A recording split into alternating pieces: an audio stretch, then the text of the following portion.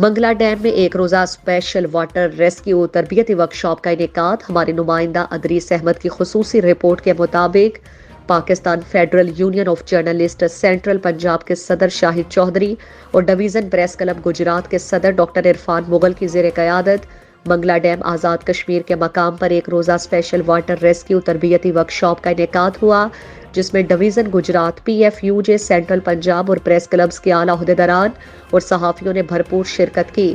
Water rescue تربیتی workshop میں صحافیوں کو پانی میں ایمرجنسی حالات کا مقابلہ کرنے، اپنی حفاظت کے ساتھ دوسروں کی مدد کرنے کے بارے تربیت دی گئی۔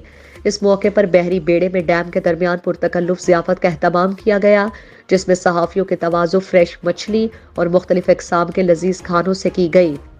تربیتی ورکشاپ میں شامل افراد کشتی رانی سے بھی خوب لطف اندوز ہوتے رہے۔ 50 سے 80 فٹ پانی کے اندر جا کر ریسکیو کرنے کا مظاہرہ بھی ہوا، جس میں صحافیوں نے شرکت کی اور اپنے حوصلوں اور صلاحیتوں کے خوب جوہر دکھائے۔